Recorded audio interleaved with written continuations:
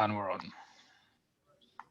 Good morning. Thank you for joining us today for the second day of our annual Laurentian Bank conference. Today is titled Diversified Industrials, and we did have a panel which was titled Flying High in Spite of the Pandemic. Due to us being restricted on Exchange Income Corp as of last night, unfortunately, they have had to pull out of our conference, but I am so excited to have with us today both Stéphane and Patrick from Héroux Devtex. Just some housekeeping issues, or points to mention. So if anyone in the audience does have a question, please click on the raise hand icon and we will get to your questions at the end of our discussion. We do have an allotted question time period. If you are experiencing technical issues, please don't hesitate to put it in the chat and we will look to help you out. My name is Mona Nazir. I am the Diversified Industrials Analyst here at Laurentian. We also have Julian on the line who will be helping us out with the Q&A, making sure everything goes smoothly. So firstly, Stéphane and Patrick, thank you so much for providing your time, insight. It's a pleasure to have you. And just as a background and introduction, Stéphane Arsenault is the VP and CFO of Héroux Devtex. He has a CA background. He started his career with Arthur Andersen and has been with the company since 1997. Patrick Gagnon has also an accounting background and has been with the company for approximately the last 6 years. So thank you both for being with us today, and we'll just get right into it. So as a brief backgrounder, HRX is the third largest landing gear company globally, with 100% of revenue stemming from the aerospace and market.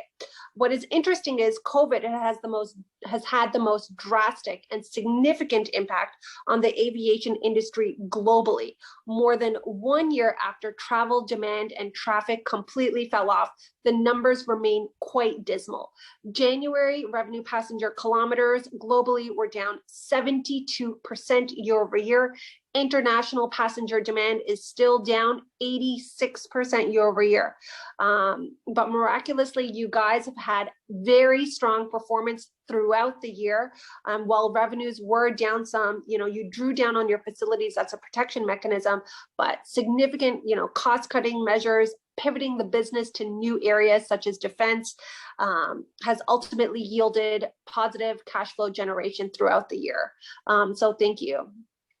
We'll just get right into the questions. I don't know if you wanted to open it up or say anything initially.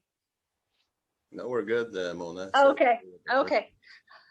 So the first question is just flowing into the opening, success in spite of COVID.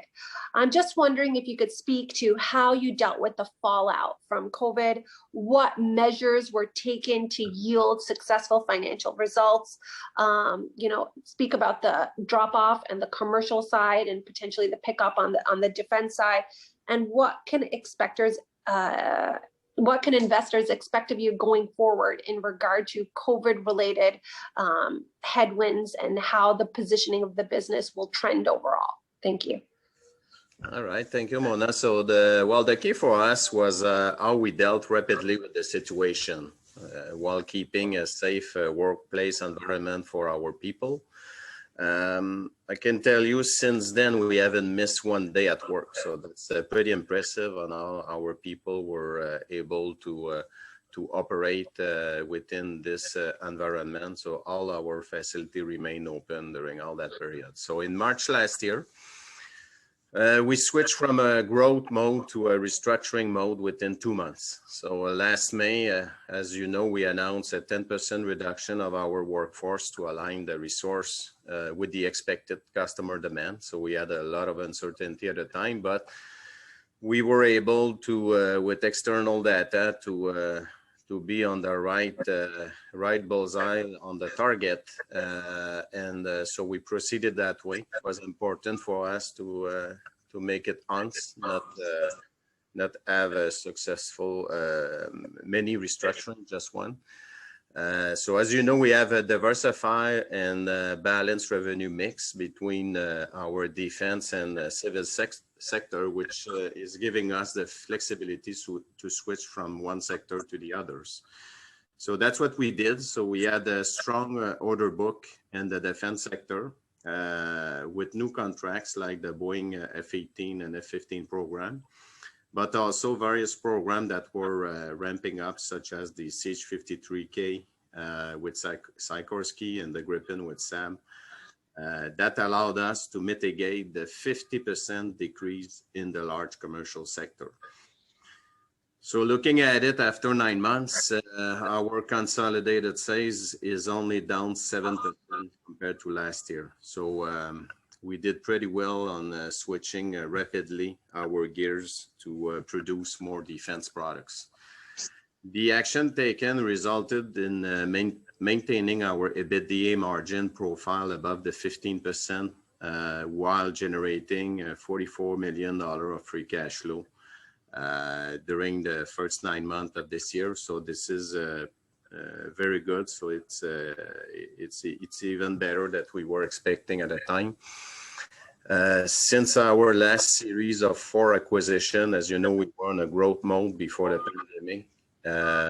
So in 1 year, we did 4 acquisitions. We completed the last was in June 2019. And since then, in 18 months, we have been able to generate cash and reduce our debt by $8 million or 30% to a level of $190 million at the end of December, or 2.1 times trailing EBITDA. So this put us in an enviable financial position, and we are well positioned to continue growing our company with that situation. So a recap on what we said for going forward. So after the second quarter, our CEO Martin give you some trend about what it was upcoming. So for the next 6 quarters, we said that we would see a level of sales between $140 to $150 million. With the EBITDA margin that would range between 15% and 16%. So we're aiming on stabilizing our production system to deliver that workload, and we are expecting to see growth back in fiscal 2023. And our objective is not to add the people that we have removed. So we'll be able to grow with the current level of resource, and with that it will mean should yield some margin improvement going forward. So that's what we see for us in the next couple of quarters. Perfect. And you touched on, plans to not really add some of the people that had been right-sized. I'm just wondering if you could speak to some of the specific initiatives that you did take in early days of COVID. Some of that was right-sizing. How much % of the overall headcount was that? Also speaking about the Precision Alta and, some of the plant closures, and where are we sitting with that? And, do you expect a reversal, and how we expect it to trend if growth is not anticipated until 2023? Yeah. So, essentially, when we announced the 10% workforce reduction, it included the closure of our facility at Alta Precision here in Montreal. So there's the manufacturing facility, which accounted for most of our workforce there, and a smaller rented facility where we have the finishing operation, painting, and bushing installation. So that it is about 10-15 employees. So our plan included the closure of these 2 facilities. So we are on target on this. So we have completed the machining operation in December. So as expected there. So most of the people at Alta Precision are obviously now gone. So we proceeded this quarter in Q4 that ended in March with completing the work for our customer in our finishing operation. So we should be fully completed at the end of April. So that's right on time with the target we had there.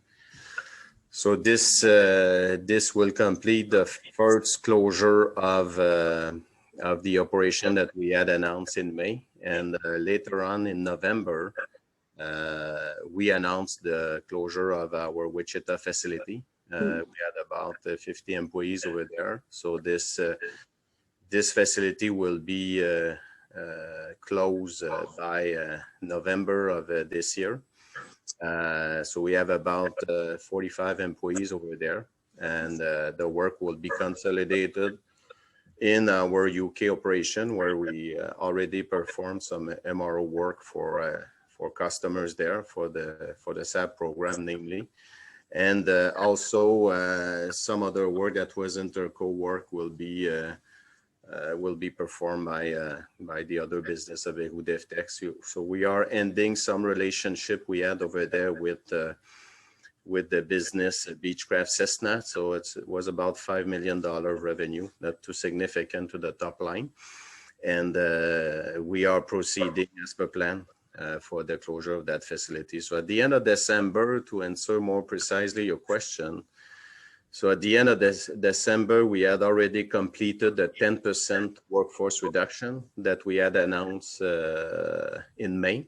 And we expect with the full closure of Alta and the Wichita facility that the headcount reduction will be 15%, so 1.5, and with labor cost saving of 13%. So compared to the previous year labor costs. So that puts us in a good place in terms of where we wanted to be. And I think as far as margin expansion and growth, so the way we do it, we try to put automation in our process. So we do have some capital budget, as you know, there's capital in our business. So with the right investment we're making, we're putting more and more automation. So like that, it will prevent from adding the resource that we have removed in every Héroux Devtex sites. Okay, thank you for that. And now I just wanted to turn a little bit to customer relationships. And when I think about companies in my coverage universe that have very strong relationships, I mean, you're at the top of the list, very attuned to the end market, empathetic. It takes years to establish and you know, harbor these those relationships that will then lead to the contracts that will then lead to the revenue trajectory. I'm just wondering, you know, Stéphane, Boeing is your most significant customer. You're now on their preferred supplier list. You have a strong relationship with Airbus that was aided by the acquisition of CISA, which you did in Spain a couple of years ago. I'm just wondering if you could speak about the strength of your relationships. How have they evolved, maybe even over the last year, particularly with all of the challenges, and how you know, these core customers provide an anchor and a baseline to your business, and how you build on that, and just the tone of the dialogue and recent discussions, anything that you could add on the customer side of things. Thank you. Well, you're absolutely right. To be successful, I think in any business, and it's the same in our business, we need to develop and maintain strong relationship with our customers. So last January, as you know, Boeing awarded us the entry to their premier bidder program. This is an award that essentially is given to us because of the excellence in quality delivery and overall business performance. So that shows how we are serving Boeing Commercial. That's in that case, but the Boeing Defense has the same comments. So people ask us what it means, this premier bidder program. So this means that even though we are recognized at the top level of management of Boeing, so they know Héroux, we went through the 777 program, and they were pretty impressed with us meeting all the deadline and the requirement on that program. So now it gives us access to every buyers of Boeing seeing Héroux Devtex on that list. There's about 110 suppliers on that list overall on their supplier base. So if you're a buyer, which do Héroux Devtex when you have to place an order, so that's that gave us in a good place to win some new business with Boeing. So let me tell you a bit a story. So since 1997, I remember joining Héroux Devtex at that time, and we had the Air Force for the aftermarket as a customer, and Lockheed and Bombardier at that time as an OEM. So we developed it since then, a relationship with all of the OEMs. So Airbus, Boeing, Lockheed, Sikorsky, Northrop Grumman, Saab, BAE, Dassault, Embraer. So this is all the development that was done over that period of time. So this shows all the business development that we have done over that period. And obviously with this has positioned us very well from being a full integrator. And that's sometimes investors, that have been tracking us. They know us as the repair and overhaul shop and the part manufacturer. So we're no longer that. We're a full integrator of landing gear and also actuator product for large OEM. So from the development of a new aircraft to the supporting end in the field, we can do it. So we are very proud of this development. So we are on the short list, I would say, of any OEM, being Boeing, Airbus, or any other one that I name, that would launch a new product, which was not the case at the time, since we didn't add all of what we have put in place in the past 10, 15 years. So to end up with your question, I think right now we are working on some program for some customers. So sometime we can announce, sometime we cannot. So I think we are well placed to benefit from the work that we have done on developing new customer. As far as Airbus, through the CESA acquisition, if you recall, we bought CESA, which was a subsidiaries of Airbus Defense. So the cross-selling opportunity, if you recall, were the synergy that we were from that transaction. So first, having Airbus Defense selling to Héroux, CESA selling to Héroux's existing customer base. So the Boeing contract that we have announced last November with Boeing. So on various actuator on 787, 777, 767, and 777X is an example of the cross-selling opportunity that we have with CESA being now part of Héroux Devtex. And it's giving us a lot of visibility at Airbus level, obviously, with the fact that we are present with Boeing. So Boeing commercial, Boeing defense. On the Airbus commercial side, I think we're in the good place for any program that could be launched in the next couple of years to be on the bidder list. Thank you. And I just have a follow-up, actually, too. So one's a question, one's just a comment. So you stated, you joined 1997. You guys have been working on these customer relationships for well over 20 years with the OEMs. I'm just wondering, does management or C-suite shuffles at these major OEMs could either slow down or speed up the work that you have been doing to build these relationships? So I think it's by really the like I said, the quality of, when you deliver on time, you have a good product, quality, affordable. I think you have access to these various OEM, and the fact that we have demonstrated that over that period of time, developing a new product at that time, 15 years ago, we had a very small teams of engineers. Now we have about 200 people developing new product around the world. So being in Spain, in the UK, here in Canada, or in the US. So there's a pipeline there of new product that are being designed. There's also the product that, namely like the 52K is a good example. right? So we have the 53K. We won that early 2000, maybe 2005, 2006. Look at the time it takes, you know, to put this into the market. Now we are in ramp up in the production, so there's good demand on that product. There's I think Israel that is buying that helicopter. So we are benefiting now from the investment we've made in that period of time. So we have the Dassault, we have the Embraer, we have the Dassault 5X, the Embraer Legacy 450 Predator that is in production. So we have the Sikorsky that I named, the Gripen that we have developed through the acquisition of a PPH. So and we have others that we are working on that, as I said, cannot disclose everything. So we are very busy in the pipeline of developing new product at this point. No, thank you for that. So I think I just want to touch on the actuator system comment that you were discussing, and you know, very straightforward. When we were marketing with you in December, questions were, can you describe what it is? And I loved your analogy at the time that was related to the human body. Do you remember that?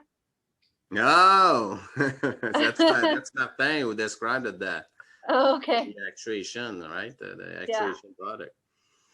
Yeah, that's a good one. So you have the brain, right, that control, and the nerves of your body, so that controls the various parts of your body. So Martin was making the analogy because some people said, okay, what is actuator? So we were responding, well, you know, actuator first, landing gears and actuators. Okay, fine. So then you have the actuator bringing the landing gear into the aircraft. So we call it the big bang actuator. So these one, it's very easy. It's a retract actuator that brings the landing gear into the aircraft. So, but there's various actuators on an aircraft, door actuators, wing actuator. So if you look at the wings, you know, you have the flap, you know, they're moving when you're landing, and so this become more sexy actuator or more complicated actuator. And this was the reference that Martin was making, you know, to it needs some brain. So and this is the logical system, so it's not only mechanical at this point.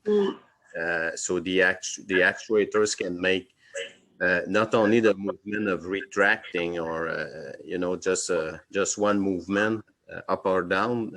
In this case, you know, it will adjust, you know, depending on the condition is needed by the aircraft. So that was the analogy that we described. I hope I said it. No, that was good. Thank you. Sorry, I didn't mean to put you on the spot. To me, it was also like, it was all the nerve connections in your body. Right. So, but that just stuck in my head and remained with me, that like the engine's the heart, and he was going through the different parts. So sorry to put you on the spot there, but I just remembered it. Okay. You're good. It was just easy. You know, you always want a simplistic overview of what the company does, and without getting too much bogged down. No, that was great. So I just want to switch gears a little bit. All of that insight was fantastic on, you know, the customer relationships and the end markets.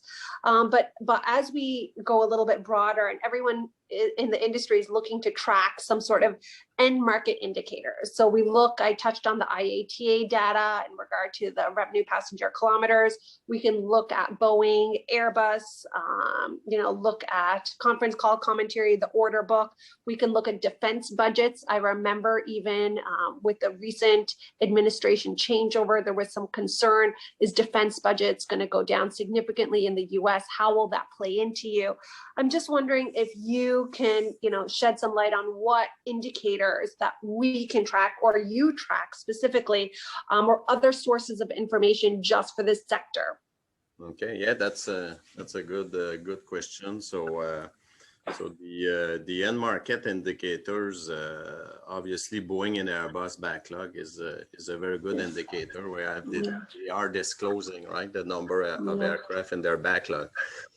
So even though it's not necessarily long term, we can assume or translate that into production rate with what they are also disclosing, to see a little bit where they're going with the program. So we are in a business that is long term. So we do have orders that, like on the defense side, that are more than 1 year. So can place an order for 5 years, for example. So Boeing and Airbus backlog, it's one. The OEM production rate that I mentioned, it's another one.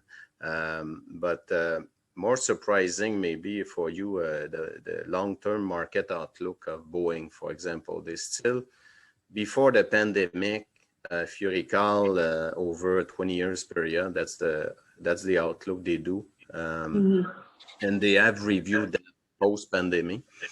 And believe it or not, they still foresee production of 40,000 aircraft over 20 years. So that translates about to 2,000 aircraft per year. So the best year was in 2019, I believe, with 1,600 aircraft for both combined Airbus and Boeing. So they're still projecting a lot of demand, right, on these big jets. So despite of the pandemic, so we'll see how will this translate.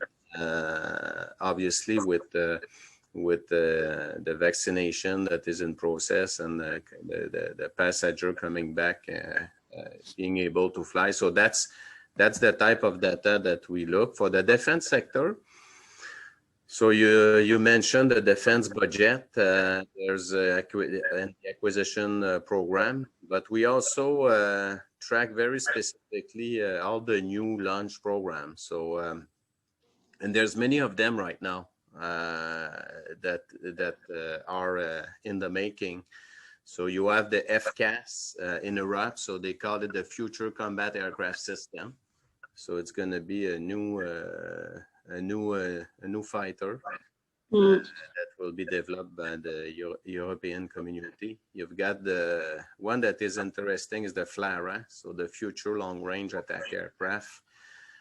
It's the replacement of the Black Hawk. So it's going to be a lot of product there over time. There's a Tempest in the UK, so it's another fighter there. And being present in North America, the UK, Europe, is really putting us in a good place to compete with these new scope of work on the platform that we mentioned. So these are the main indicator. And sometimes, yes, as you said, okay, the budget may stabilize or reduce, but it's our work to win new business. And look, the F-18, the F-15, I mean, we won those programs. I mean, it's new market share for us. Not only we build all the aircraft for Boeing going forward, but only we will serve all the aftermarket. Because what is key now in understanding our business is that once you get the requirement for the production of new aircraft, you have a big advantage to compete in the aftermarket. So MRO or spares. So you typically gain the access. It's to you to get it. And this is our short-term priority that we have on the F-18 and F-15. And it's looking good. So I think not only the production that we have started in the F-18 in September at 2 aircraft a month, but aftermarket will come also in the next 2-3 years, and we're confident that we can get access to this new work scope. Okay, thank you for that. And I think in even from our prior discussions, just to shed some light on the defense side, because I know people are watching, U.S. defense budget and spending, and I think, sorry about that. Some of the commentary was that if you add up the next 10 largest countries and their defense budgets, the U.S. would still be larger of the next 10 combined. So I just wanted to highlight that for the audience. Yeah, good point. That's a very good point. You're absolutely right. It's pretty impressive, and obviously being here with the relationship we have with the Air Force, but also with the North American OEM, that puts us in a good place for winning new work, like I said.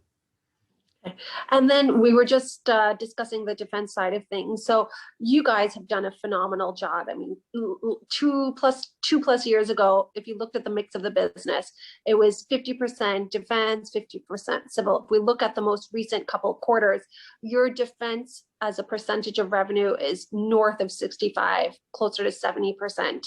And that was part of the plan. We had seen it kind of building over the last year plus in regard to the backlog, because 2/3 of the backlog was more defense, but it's just been really interesting to watch how that has played out and how, you know, with the COVID backdrop, you know, no one could have predicted, but ultimately the company was going in the right direction in regard to mix.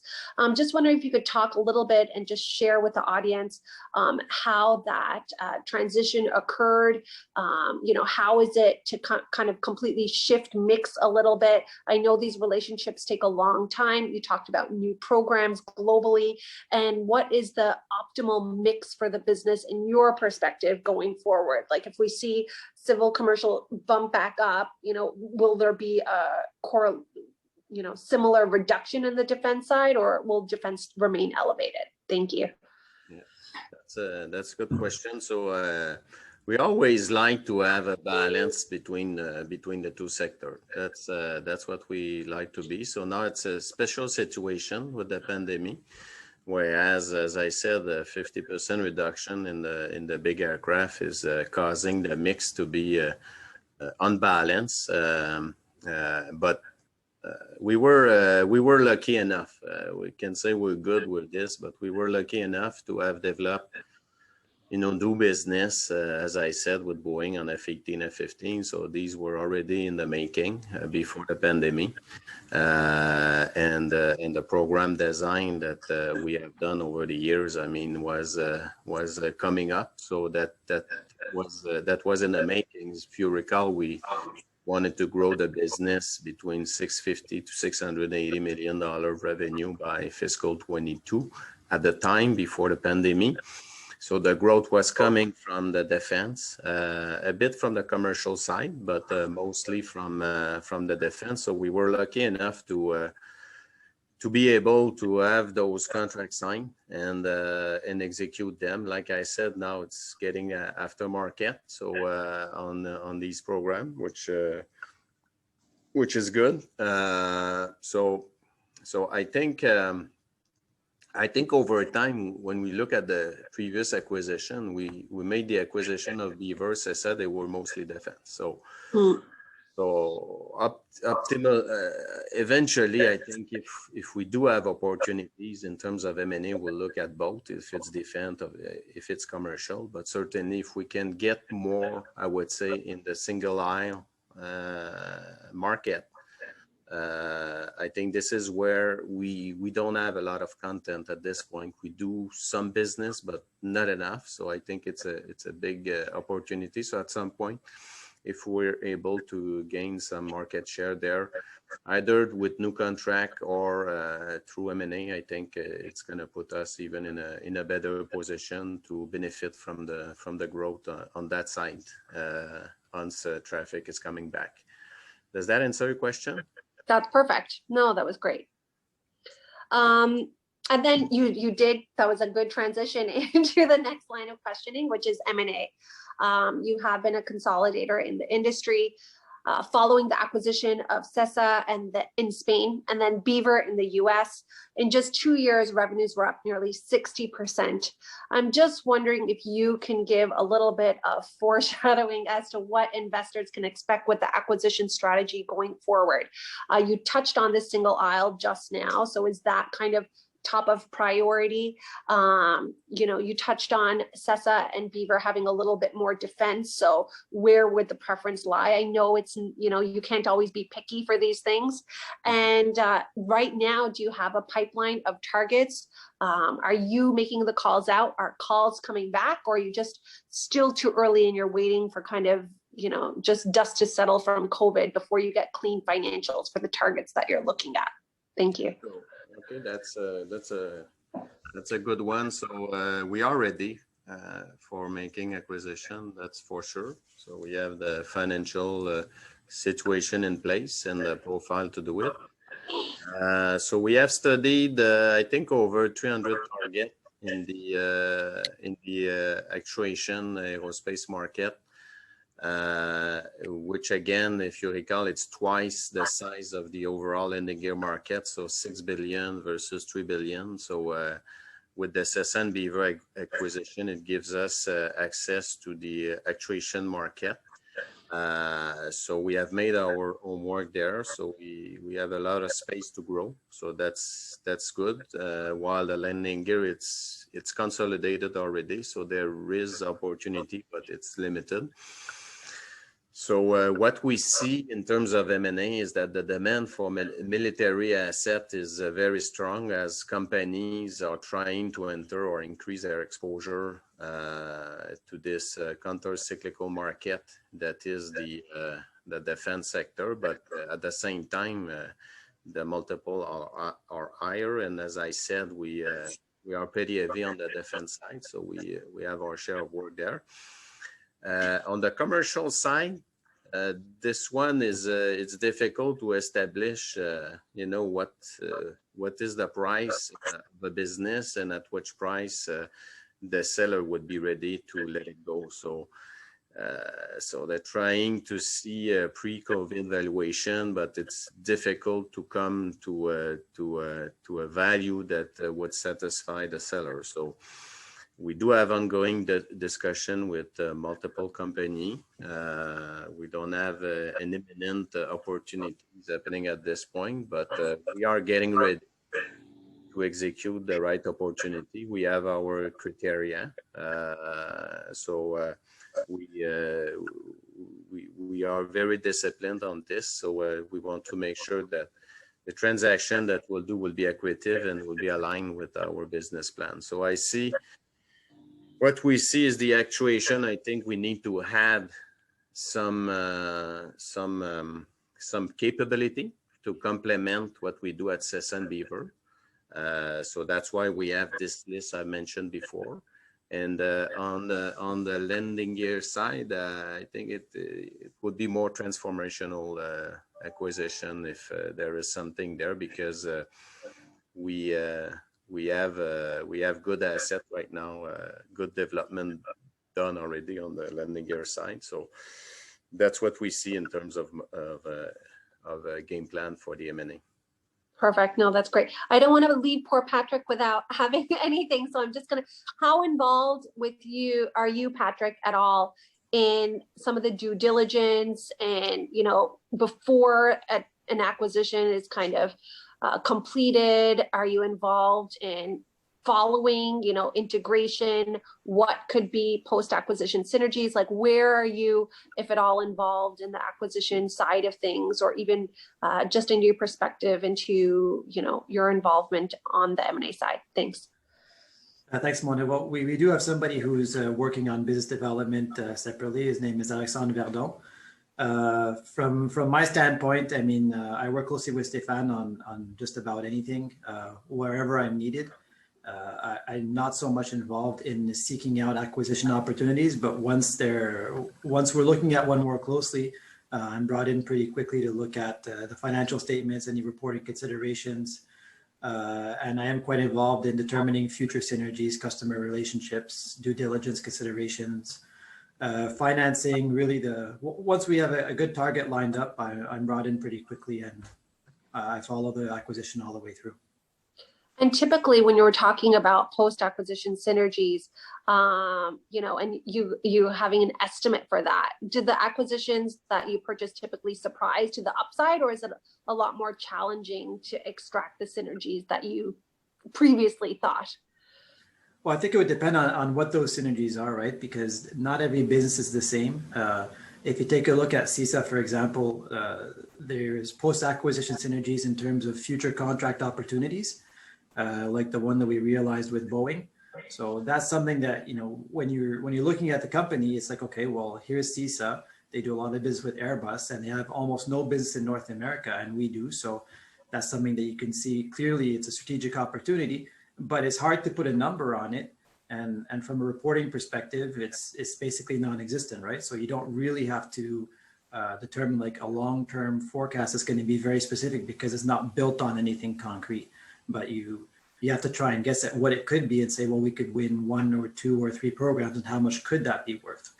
But on the flip side, if you look at their existing business with Airbus is much easier to measure because they have established contracts, they have durations and things you can calculate. So those numbers are less surprising because that's what you look at in terms of a due diligence process. Is you look at a company and you would pay more for a company with long-term established relationships with OEMs like Airbus than you would for a smaller company with shorter-term contracts where you think that the quality of revenues aren't as high. So those are easier things to measure because you actually have something to look at. Yeah. Thanks for that. And Mona, every acquisition has its difference, right?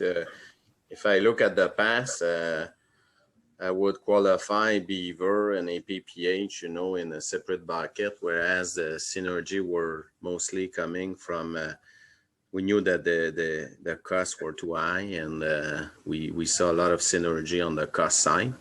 CESA, as Patrick described it well, it was an entry into the actuation market, whereas you're not in that business. You have access to Airbus, so it was a cross-selling opportunities on the synergy side. But you look at APPH and Beaver. I mean, Beaver, we bought it, I think, $20 million US at the time.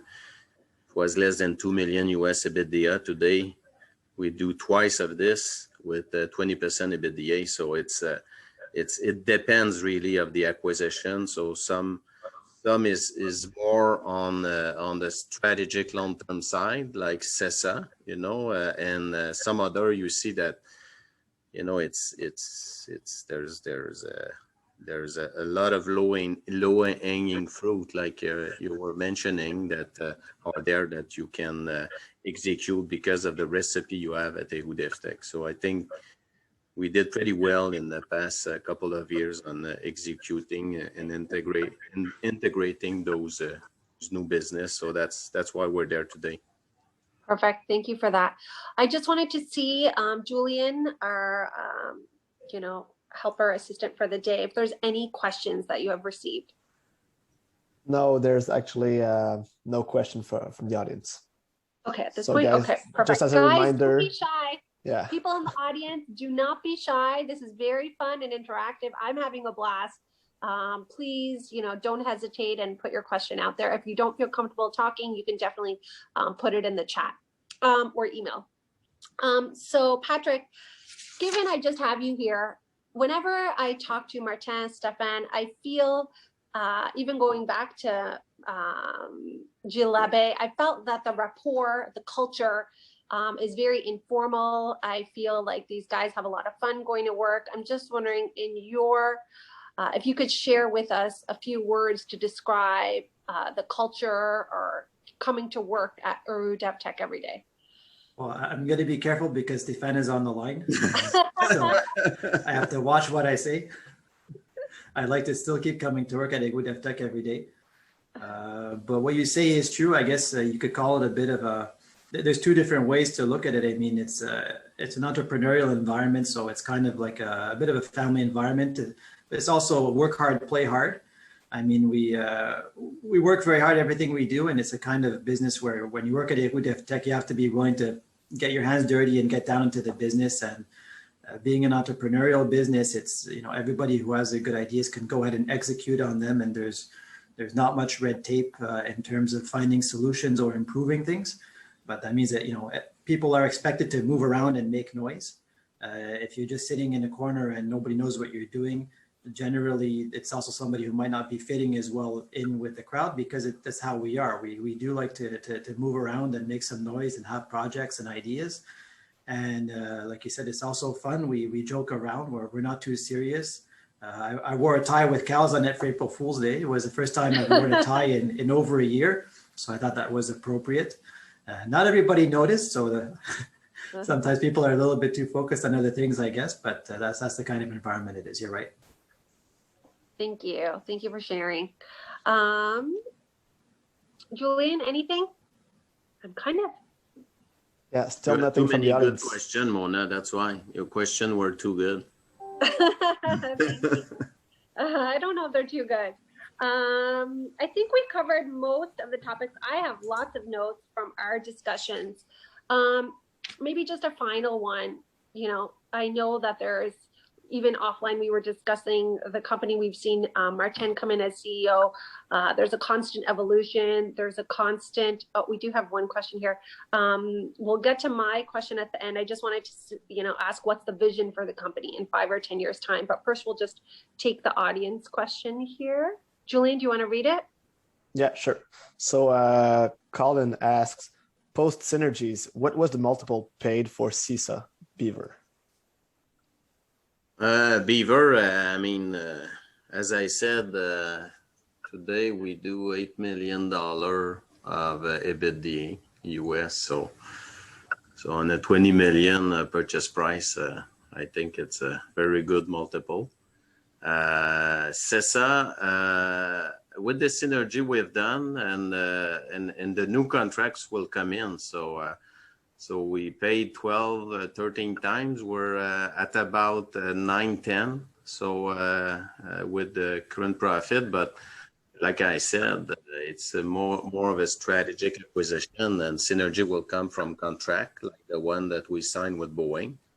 And we're starting deliveries in this new fiscal year. So a little first article, we'll see a ramp up in the next fiscal year, 2023, and the full rate of production for this contract. So it takes time. When you look at cross-selling, synergy takes more time in our business.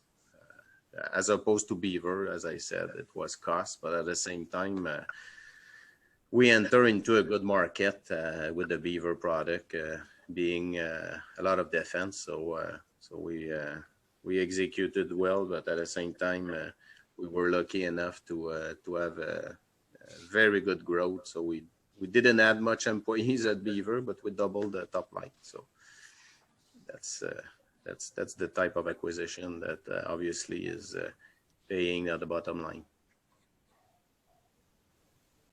Okay, thank you, Stéphane, and thank you, Colin, for your questions.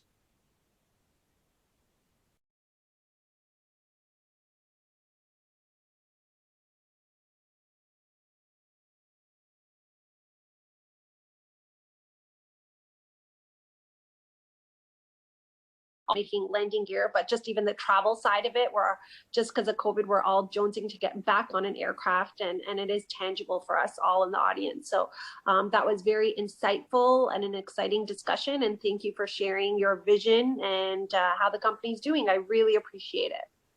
Well, thank you, Mona, and thank you to all the team of Laurentian Bank for giving us that time to tell our story. We're very proud of our company, and I hope it shows. So thank you again to you and to all the Laurentian Bank team. Thank you. Thank you. Thank you. Have a good rest of the day. Thank you. Bye-bye.